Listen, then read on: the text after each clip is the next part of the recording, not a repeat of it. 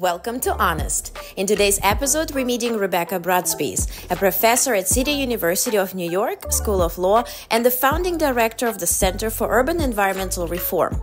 A scholar of environmental justice and human rights, Rebecca has written scores of law review articles. Her most recent book, Naming Gotham: The Villains, Rogues, and Heroes Behind New York Place Names, won the New York Public Historian's 2023 Excellence in Local History Award and the 2024 American Legacy Book Award for U.S. History. Her co-authored textbook, Environmental Justice, Law, Policy, and Regulation, is used in schools across the country. Rebecca is best known for her EPA Clean Air Excellence Award-winning Environmental Justice Chronicles. Please welcome Rebecca Bratspies. Hello, Rebecca. Thank you so much for joining me. It's an honor talking to you. Well, thank you. I'm thrilled to be here. I'm so mesmerized with everything you have accomplished, and I want to know all about it. But can you take us back first, how it all started, perhaps what inspired you as a child? Because I'm sure it sort of manifests later, right? Yeah, it does. It's funny. So I was a very sort of geeky, awkward child. I loved to read, and I really liked to read biographies. That was my favorite thing to read. And there was a corner in my school library that had biographies, and I think I read the biography of every single woman that they had, and most of the men as well. I also really liked to hike and to swim and to be outside. So you already see these two converging interests of when I think back about it, about history and the environment and the natural world. How did you get into science, or what inspired you about it? When did that start? I know hiking and experiencing nature, reading biographies. If you look at my book collection, it's all biographies.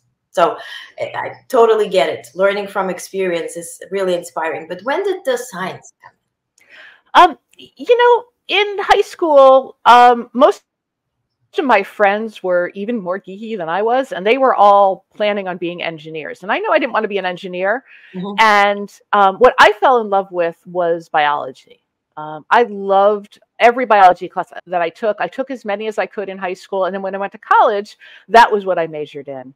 And then I actually went to grad school for a very brief time before I realized that I was not cut out to be a research scientist, studying genetics, plant genetics.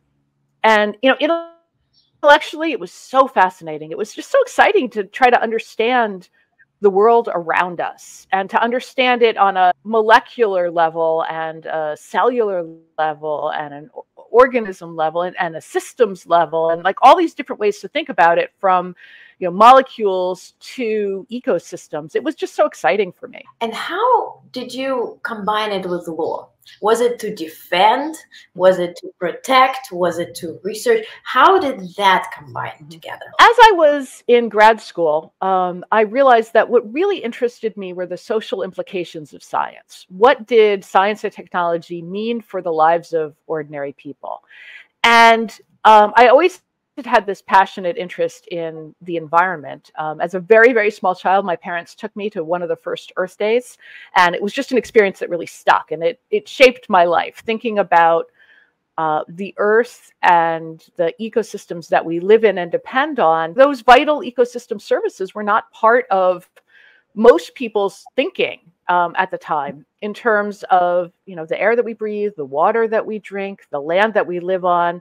And so as a result, there was a tremendous amount of pollution, and people were getting sick. And, we still have a tremendous amount of pollution, and people are still getting sick. But here in the United States, at least, there are laws that are a part of trying to prevent that and solve it. And so I saw that was as a place where I could really use my talents to try to make a difference. The more I talk to people like you, who are very accomplished, the sense of service, really, that's what I feel ultimately comes down to.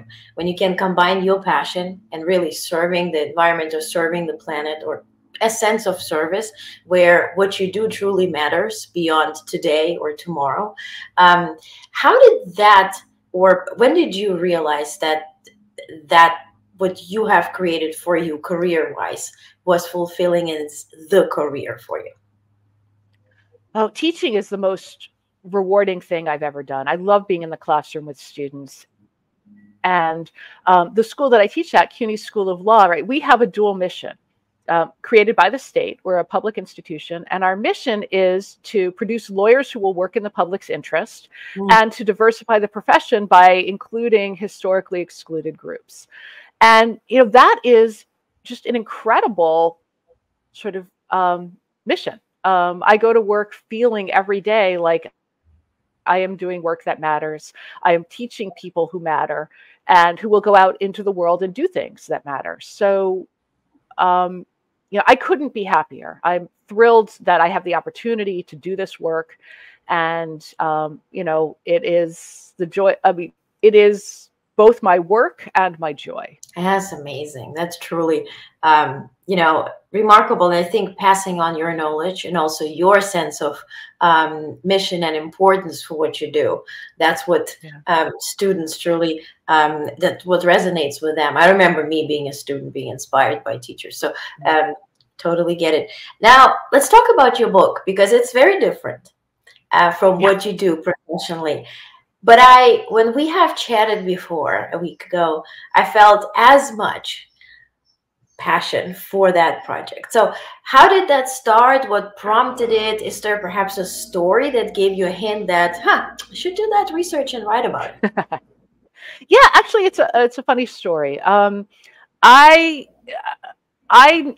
parents live in Pennsylvania, and they live in a part of Pennsylvania where it is next to impossible to get to on public transit, which means if I want to go visit them, I have to drive, which I hate. I hate driving. And I hate the fact that I can't take public transit to go places more easily.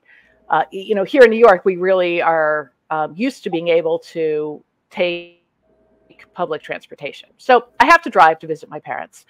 And one of the roads that I frequently have to take is called the Major Deegan Expressway. And it is an expressway, I'm using air quotes here if you're listening, in the sense that it is a road that in theory you could go 55 miles an hour on. But in actuality, anybody who takes the Major Deegan Expressway spends a lot of time stuck in traffic, me included. And I hate being in traffic even more than I hate driving. So I would be sort of cursing and saying, who was this Major Deegan? I hate him. And the funny thing is that this is a major road in New York. It goes past Yankee Stadium. It connects the Triborough Bridge, which is a bridge, that connects 3 boroughs, to the George Washington Bridge, right? It's an important road named after somebody that nobody has a clue who the guy was, right? Everybody takes the Major Deegan, but nobody knows who Major Deegan was. And so I would always be like, oh, who was this guy? I hate him. And eventually my family got sick of hearing me say that. And they said, well, why don't you find out?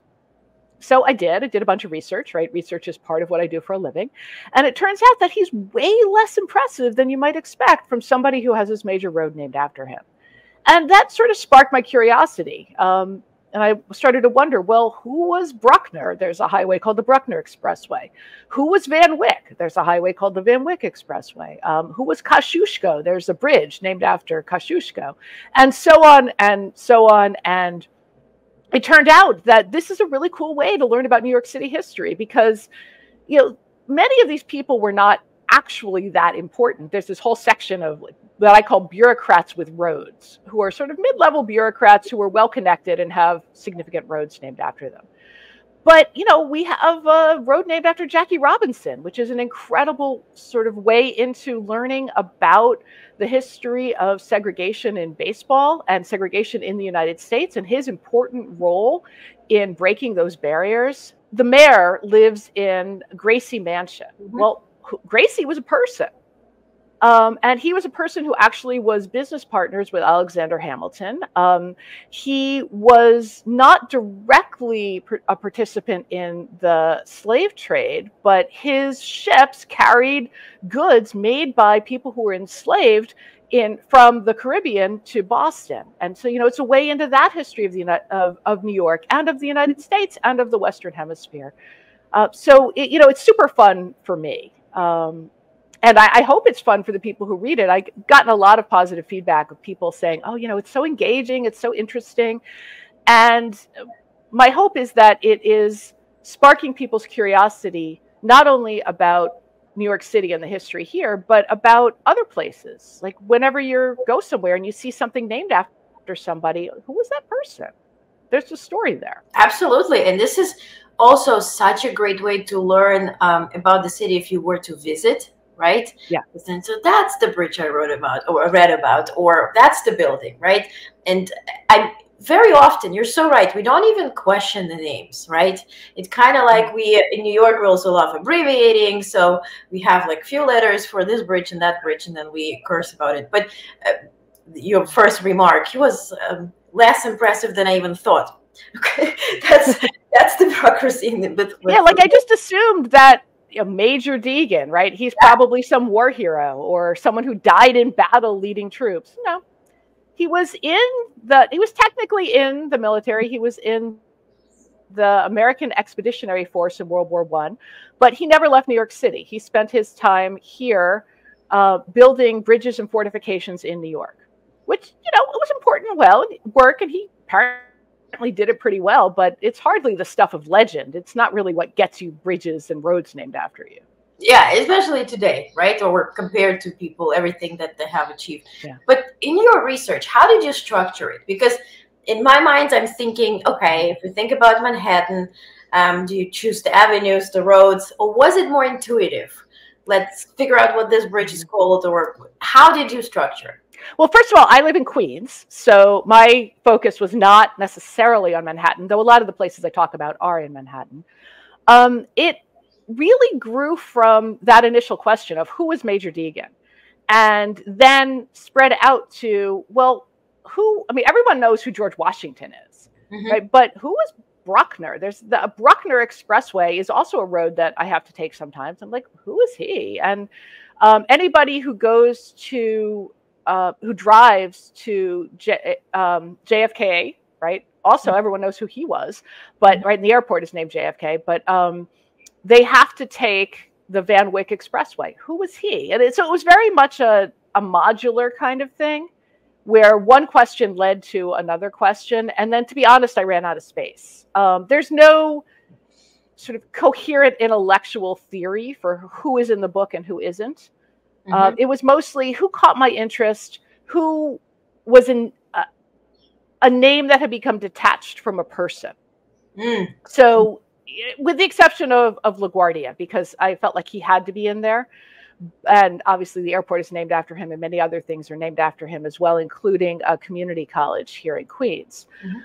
But many of the people are people whose names have become detached from who they are, like Gracie. I gave you an example, Gracie Mansion, or the Whitney Museum was founded by Gertrude Whitney, who was a sculptor, and really interesting story. She was from the Vanderbilt family. She was super wealthy, and actually started being an artist under an assumed name because she was afraid that, one, because she was a woman, and two, because she was so wealthy, people wouldn't take her seriously.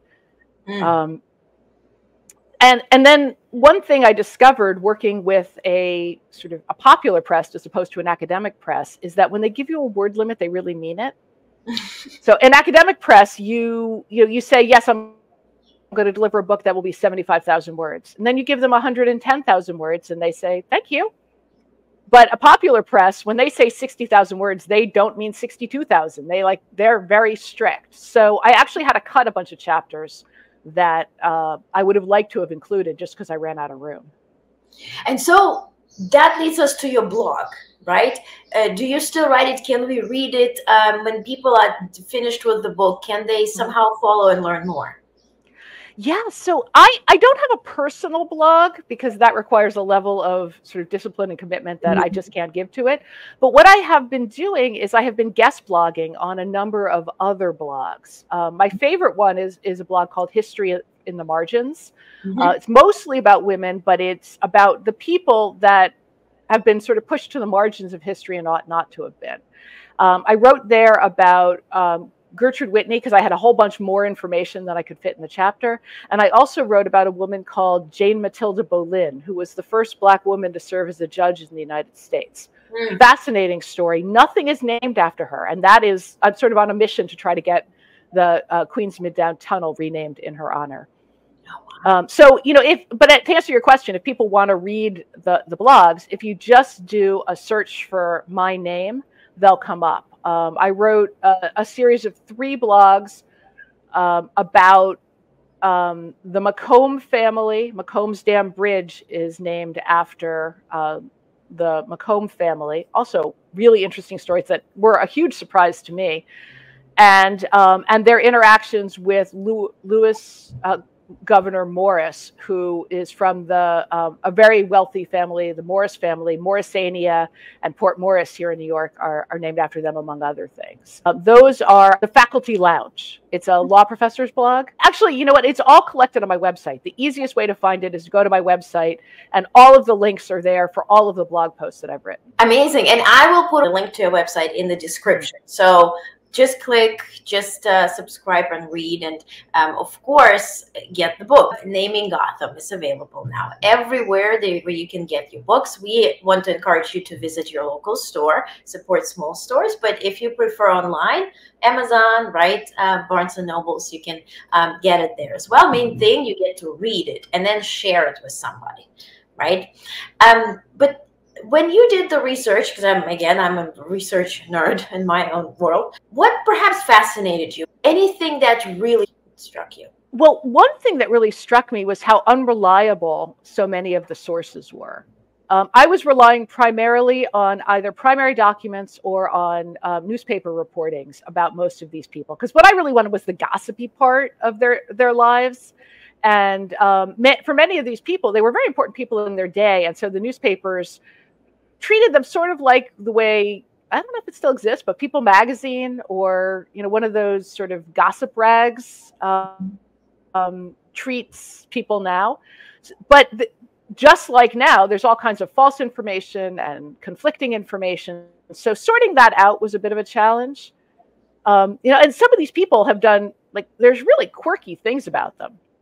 Like Peter Cooper. There is a big housing development in New York City called Peter Cooper Village. Peter Cooper was the founder of Cooper Union, which is an institution of higher education here in New York City that was, until very recently, tuition free. And it was founded in the 1860s. And so he was somebody who had 1 year of education.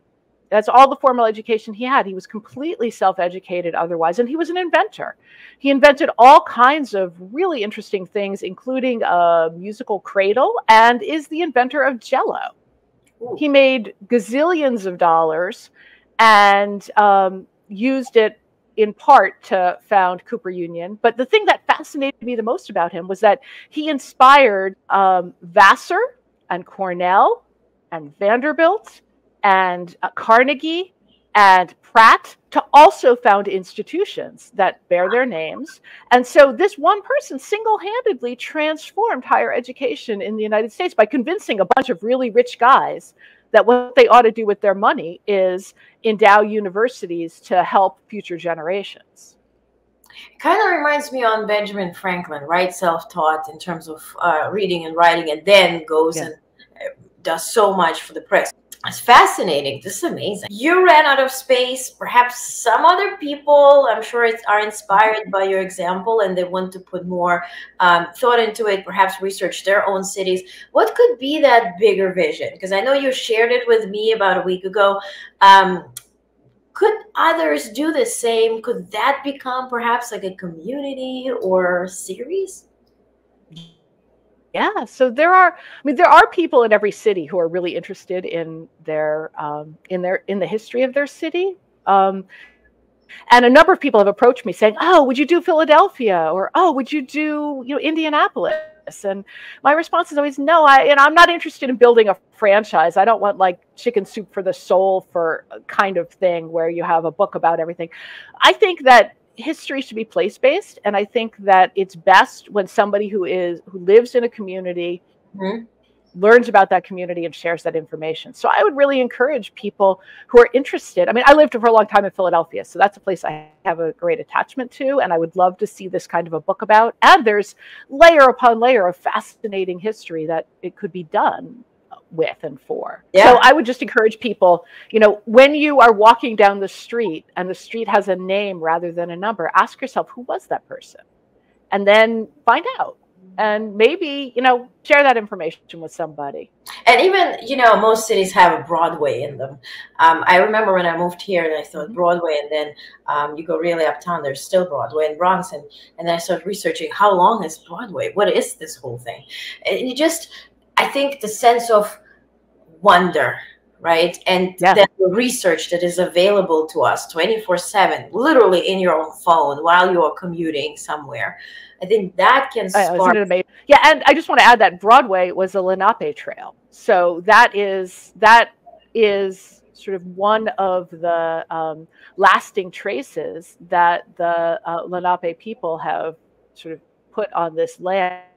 And we call it Broadway now, and most people don't realize that its history goes back hundreds of years, well before there were Dutch or English settlers here. So I wanted to use also this opportunity for somebody to provide information for somebody who's as inspired by you, is also aspired to become a published author. So practically speaking, how do you go from thinking about a book or hearing that should be something you should consider, and then to acting upon it, and then staying consistent, ultimately publishing?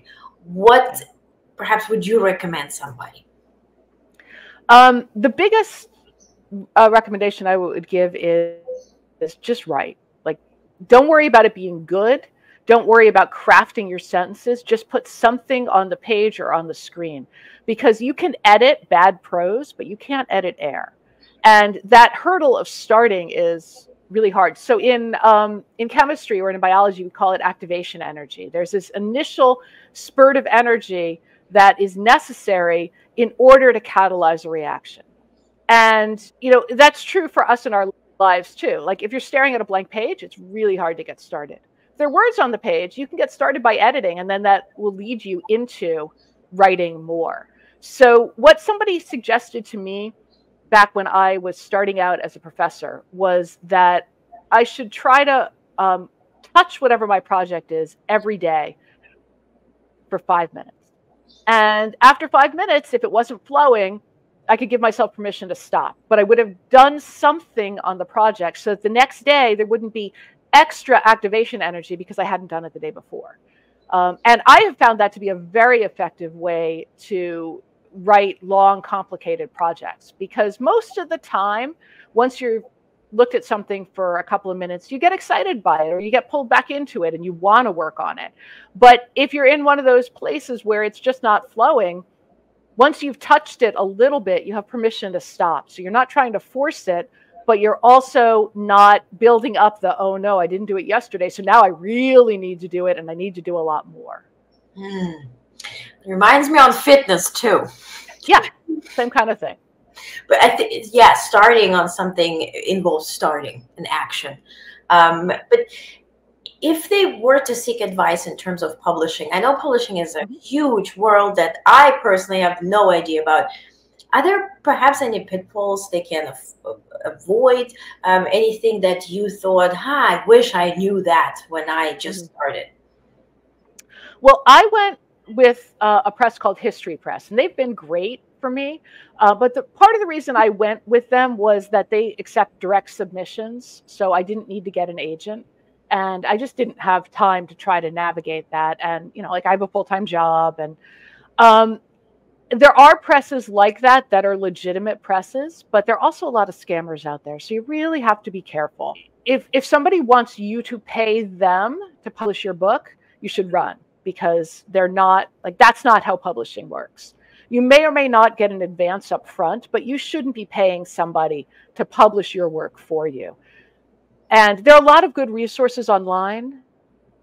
There are a lot of sort of really helpful resources. And I think you can tell pretty quickly whether something is trying to scam you or trying to help you. There are a lot of resources online for people that are just education. They're not trying to sell you anything. They're not trying to sign you up for anything. And those are good places to start. Also, social media. Again, you have to sort of have your antennas up and understand, who is trying to make a living off of you versus who is actually just trying to help you. But there are really vibrant writers communities on all kinds of social media, and I have found a lot of really helpful advice there. There are also a lot of podcasts about writing. Also, reaching out, perhaps seeking advice and talking to people is important. Yeah. I know a lot of folks decide to self-publish on Amazon and doing also the PDF version, which is, of course, is a way to do it. Depends on how big you want your project to be. But thank you so much for sharing that. And ultimately, you have a surprise for us. There's something they can download. So I would love to, which truly is very exciting and useful. Let's talk about the Environmental Justice Chronicles, which brings us back to your main job and passion. But what is it? And we can download it on your website as we see, but what to expect? Right. So it also brings us back to the point that I have trouble staying in my lane. Right. I'm a law professor, but in addition to cosplaying as a historian and writing history books, I also work very closely with an incredibly talented artist named Charlie LaGreca-Velasco to make environmental justice comic books. There are 3 books in the series. And they follow the same group of people in their town that is overburdened with polluting infrastructure as they fight to make things better. So the first book has them organizing to block the siting of a hazardous waste facility on a vacant lot and to instead turn that lot into a park for the community that is desperate for green space. The second one has the same actors, a little older now, intervening in the relicensing of a power plant to try to reduce the pollution from that power plant that is sort of making the air in that community really not safe for the residents. The third book has those same people, again, a couple years later, entering electoral politics, running on a climate justice platform. The books are beautiful. He's an incredibly talented artist.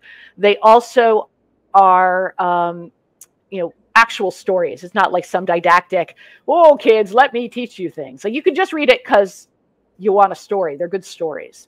But they also are educational. They teach people about environmental justice and environmental injustice and about sort of what's the difference between data and anecdote. How do you go about intervening in a licensing? And what are the concerns that you might want to think about when you are voting for candidates for office? And that is huge. And I think, because you mentioned all ages can read it and have fun with it and learn from it. So I really encourage to start very young. So parents download it and then show it to your kids. Because I think understanding, as much as if we get all the way back to the story, how you started, right? You went to the Earth Day and that sparked your interest. Your Environmental Justice Chronicles could be that source of inspiration for children or adults or anyone, because I think it's never too late to start. It's never too early to start either. So one of the things that I used to do before COVID that I'm hoping I will be able to do again is I would run workshops in New York City public schools in overburdened communities. And so we would give all the kids a copy of the book that they could keep. And the first book was called Mayah's Lot. And then we would do some workshops that are like Common Core, reading, understanding, interpreting text workshops. And then the artist would come in and together they would create an environmental justice villain based on something that the kids identified as what they thought was a problem in their neighborhood. And then we would create a campaign to try to change it. So we would sort of make their civics classes be real world. Like, who has authority? Where does that authority come from? What kind of discretion does a decision maker have? How could we get them to use that discretion to change this thing that you've identified as your priority environmental challenge in your neighborhood? And then they also would make their own comic books with featuring themselves or characters that they drew fighting this environmental villain that they had developed with the artist. It was really incredibly fun. And the kids held press conferences, they testified at city council. They really did change things in their communities. And so, I like to think that there's a generation of environmental leaders that have gone through this program who now view themselves as people with agency and people with the ability to change things that make them unhappy in their world. And also the new generation is less cynical, I feel. They're much faster to react, to say, of course, as young folks, you know, not everything is known or everything is reasonable, but at least the action is there. That's what I hear and see. At least my generation is very sort of like, you know, whatever, and everything changes. You know, whatever I do, there's no result. Yeah. But this is brand new. I feel that young folks are very different. You teach. I hope so, because we need them to step up and do things. I mean, we need us to do that as well. But, you know, we have a lot of hopes pinned on this next generation to solve a lot of problems. Yeah, and to leave something good for them to do, not just the problems. That's on us. But it's such a, again, such an honor talking to you. I know you're very busy and I have to let you go. So I really want to encourage everybody to go and, first of all, check Rebecca's website, which is attached to the description. There you will find how to download the Chronicles, but also how to get the book and more information as well. So thank you so much for joining. Well, thank you for having me. It's really been a pleasure talking with you. Thank you so much for watching. Please make sure to check the links in the description of this episode and subscribe. We have fantastic interviews coming up for you. See you next time.